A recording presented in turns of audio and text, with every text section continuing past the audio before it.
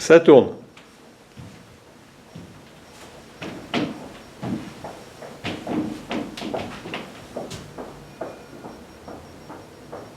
Ça fait peur, non? Oui, ça fait peur. On vit dans le danger nuit et jour. Personne ne le sait. Alors bien sûr, les gens vous croisent et vous disent « Alors, bonjour, salut, ça va? En forme ?» Je leur réponds. Je leur dis « ça va bien, ça va très bien. » Si je leur disais par exemple que mardi, en allant au bureau, je trouve dans le hall une petite pancarte. La concierge est dans l'escalier. Je jette un œil. Juré, elle n'y était pas. Ça fait peur, non?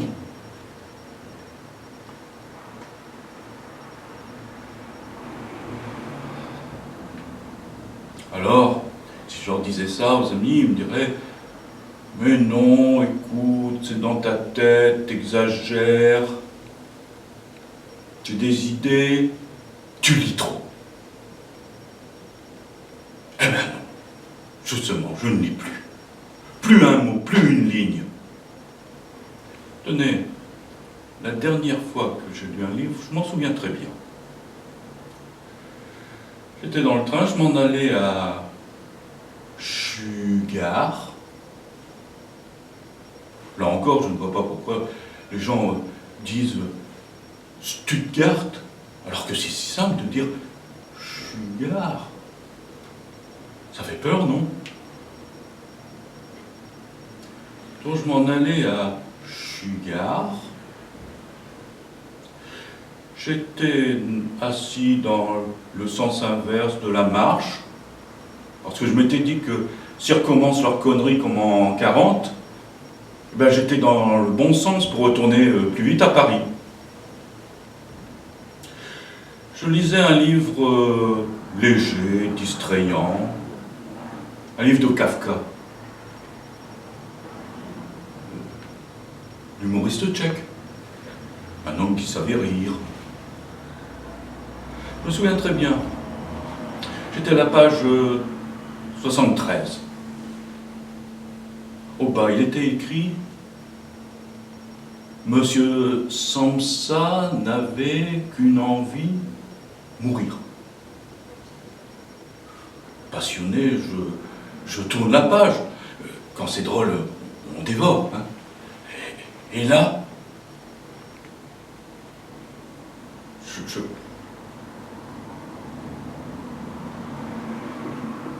je me perçois qu'il manque la page 74.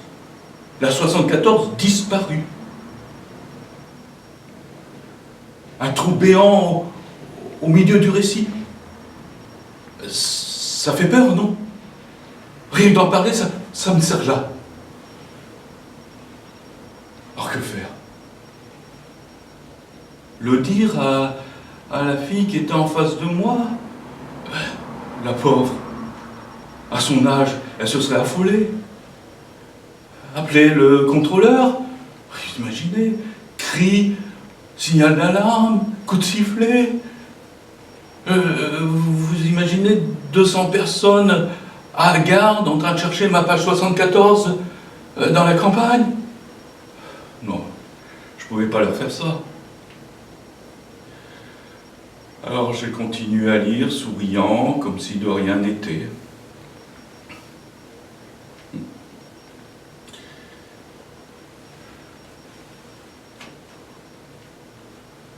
Même chez moi, c'est dangereux. C'est pour ça que je ne rentre jamais à la même heure. Exprès pour dérouter les assassins, les malades, les sadiques qui m'attendent sur le palier. Tenez, hier soir, je rentrais, chez moi, il était 9h16. C'est une heure calme en général. J'appuie sur le bouton de l'ascenseur. Eh bien, vous me croirez si vous voulez. En panne. On a beau être habitué à côtoyer le danger 24 heures sur 24. Ça fout un coup. Alors bon, je prends sur moi, je maîtrise l'émotion et je gravis l'escalier. Il grince. Que faire, redescendre? Ah non, j'étais déjà au 3e. Alors je vais sur le palier, je vais devant ma porte de l'appartement et je prends ma clé. Et là, en un éclair, j'ai une illumination. Ne pas allumer. J'ai un pressentiment, même une certitude. Il est là. Comment qui ça? Mais l'assassin, celui qui a volé ma page 74, celui qui a tué la concierge. L'assassin m'attend chez moi, j'en suis sûr.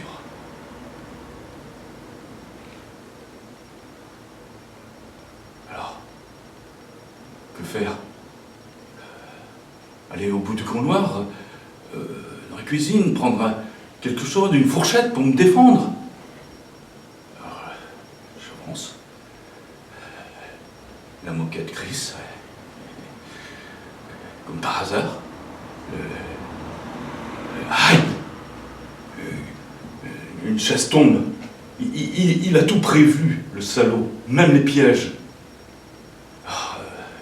J'avance, 50 cm, 30 cm, 10 cm. J'ouvre la porte de la cuisine. Et là, je me pétrifie. Une lueur. La porte du frigo. Pas ouverte. Entrouverte. Et ça fait vraiment peur.